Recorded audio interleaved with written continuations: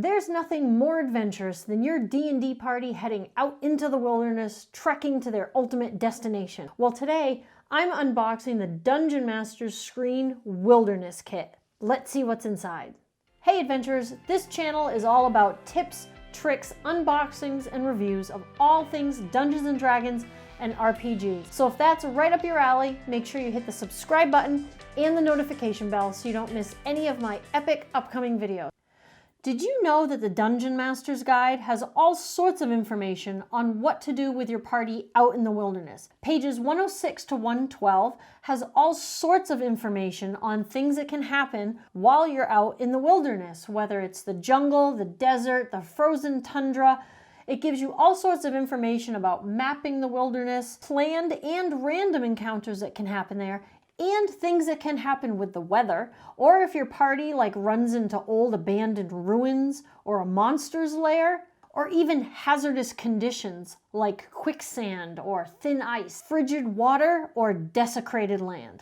Dungeons & Dragons recently put out a Dungeon Master's Screen Wilderness Kit. Now, if you're familiar with using Dungeon Master's screens when you run your game, the screen provides a way to separate you and the players while providing some really amazing artwork on the player's side and some really useful information on the Dungeon Master's side. So let's open up this Wilderness Kit and see what kind of stuff is in here, because there's more than just the Dungeon Master's screen.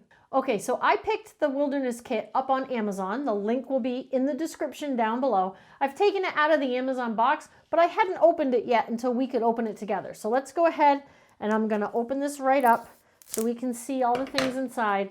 On the back, it says that it has the Dungeon Master screen and also dry erase sheets, cards for different conditions and effects, and a box to hold the cards. Let's see what kind of stuff is in here.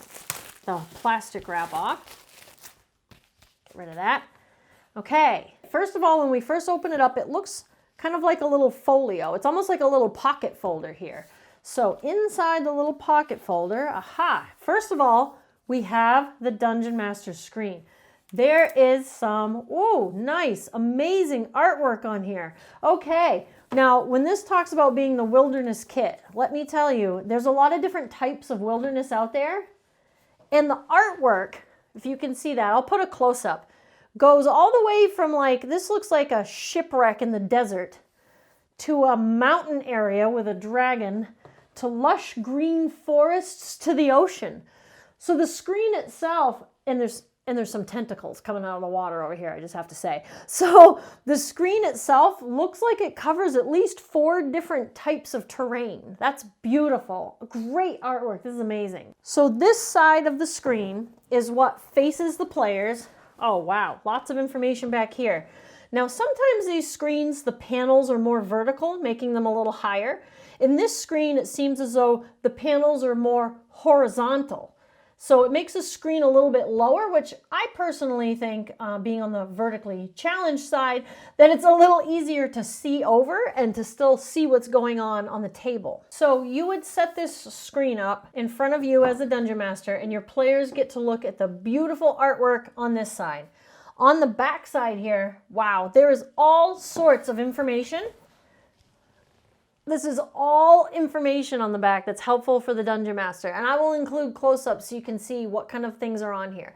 It looks as though we have tables for setting DCs, which is difficulty classes, whether something that your players are trying to do is easy or moderate or hard. Oh, we've got tracking DCs if they're trying to track a creature based upon whether the ground is soft dirt or grass or stone, and how difficult that is. Let's see, we also have hit points of an object, whether it's something tiny like a bottle, something medium like a barrel. We've got the armor class of substances like cloth, wood, stone. That's very helpful as well. Also the different levels of exhaustion and the effect that they have. We also have a whole panel and a half actually of conditions. What it does if your characters are blinded, charmed, frightened, grappled, paralyzed, knocked prone, all those things. That takes up about a panel and a half. But there's also a chart in here For the weather, here's where we get into the real wilderness appropriate chart. This is great. This whole half over here. You've got D20 rolls for the weather regarding the temperature outside, if it's windy or not, and if there's any precipitation. We've also got some conditions of what happens to your characters in extreme cold, extreme heat, or strong wind. And it's great to have these statistics right on the back of the screen. It really saves you a lot of time not to have to grab the Dungeon Master's Guide again and flip to the right page and look it up while you're right in the middle of a game. That's one of the great reasons that I love personally using Dungeon Master screens, because again, the players get the great artwork, but you get all sorts of great information on this side that keeps you from stopping and looking something up in the book. We also have this last panel over here has travel pace. So how many miles your party can cover if they're going slow, normal, or fast. Let's see. Oh, we also have services. This is interesting. We have how much it costs to take a coach cab between towns or within a city, or use a messenger, or hire a ship's passage. That's really useful information too. Let's see. We also have wilderness navigation. So if your party is trying to navigate their way through some maybe difficult terrain or through the jungle or things like that, and they want to try to navigate through, you can actually have them make DC skill checks, like survival checks or things like that, to find their way through forest, swamp, desert, things like that. There's a chart.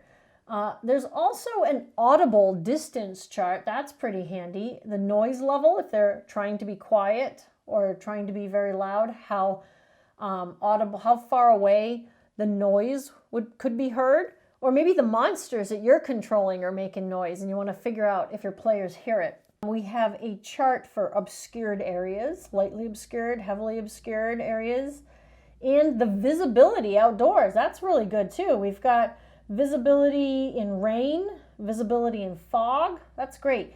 There's a tiny chart here up in the corner of vessel speeds, and you have everything from keel boats and rowboats and sailing ships, but also airships as well. Maybe your adventure's taking place in Eberron, and gives you a real quick area to look up the different speeds of these different vessels. Also, lastly, you have a little chart on food, drink, and lodging. And lastly, very important to wilderness is foraging DCs. Maybe your group is out in the wilderness and they actually need to forage for their own food. So there's a chart for that as well. So again, great artwork featuring 4 different environmental areas on the front and a load of information for the Dungeon Master on the back. Now that is just the Dungeon Master screen. I love the art on here, and this isn't a real shiny, it's the super duper heavy cardboard that they always make their Dungeon Master screens out of, but it's not shiny, it's not like a gloss finish. It's a very matte or satin finish here on the artwork. It looks great. Now let's see what else is actually in the kit. Next we have some glossy laminated sheets with different information. Now here's a bit of information about journeying in the wilderness. You've got like weather cycles, if the party gets lost, what to do, different wilderness encounters based on roles, or maybe they encounter a weird monument that's the lost remnants of some old ruin as well. There's a chart for that. Or as a Dungeon Master, you can always just pick off the chart if one of these options sounds more intriguing to you than others, but sometimes it's fun to roll. Weird locales, and these have things like a wishing well, a haunted hill, a river ferry guided by a skeletal captain. Oh, these sound really interesting. A dragon's graveyard. The monuments have things like a fountain, a great stone arch, a toppled obelisk, and then some more information about the food and water needs in here too, and about tracking and foraging. So this is kind of like another reference sheet. Now the next thing that seems to be in here is a supply tracker. Is this just one page? No, I have 2 pages here. Okay. Now the reason that the back of the folder said that these were laminated with gloss like this is you can actually use dry erase markers on these. This is great. Now this is a supply tracker. A lot of times in your games, as a DM, you can have the party keep track of food and water while they're journeying. A lot of times in my games, we don't do a lot out in the wilderness yet so far, so we haven't really had to try to keep track of that stuff too much, and it's totally optional whether or not that's something you want to do. But if your party ventures out into the wilderness, it's kind of like camping, right? Quite often you're going to have to make sure you've brought enough food and water. Well, this has a tracker right on it, so you can mark off with a dry erase marker. Carried food versus used food. So it's a bunch of little squares that are divided in half. So it looks like little triangles. And you can mark off, this many days worth of carried food, and then you can mark the bottom half for now this much has been used. So that's pretty handy too, especially as a dry erase to be able to track food and water before the party actually has to go out and hunt or forage. Now the back side of this page is actually a vertical hex map, which is pretty interesting. Now all the hexes have numbers in them. Actually, it has 100 hexes on this map that you can use. And hexes can be used a few different ways. You probably are familiar with using a grid on your map, where if you have miniatures that are placed on the map at a certain scale, a square on the map represents 5 feet. Well, when your party is out in a vast wilderness, you're not really going to use a grid equaling 5 feet. If you're keeping track of the way the party is traveling hour by hour, every 1 hex is 6 miles. So this laminated dry erase hex map is going to be really useful to the party or to the dungeon master to track where the party's going out in the wilderness. Oh, this is interesting. Wilderness chases. Now, your Dungeon Master's Guide does have rules on how to run a chase, whether your party's the one being pursued or they're doing the pursuing, but this is a nice handy reference sheet. You have all the instructions on here on what happens during a chase and a table for complications that may come up. It also has how to handle dashing and reactions during a chase and how to end a chase, or if the people that are chasing one or the other get split up, and how to handle that. I bet that probably happens in the wilderness a lot, so that's a really handy reference guide as well. Our next laminated sheet here is a list of actions in combat. This is also another friendly reminder. This one actually might be good to even give the players. A lot of the Dungeon Master screens have the information on the inside of what you can do in combat. I don't think this one did because it had so much wilderness stuff in it. So the Dungeon Master could use this, or the players could use it. Has all the different actions you can take in combat: attack, cast a spell, dash, disengage, dodge, help, hide, improvise, ready, search, use a magic item, or use an object. The back of this also has a dry erase hex map, and I'm noticing the next page is also another double-sided hex map, both sides. So you actually have 4 separate hex maps in this dry erase set. So the players could have one and the DM could have one.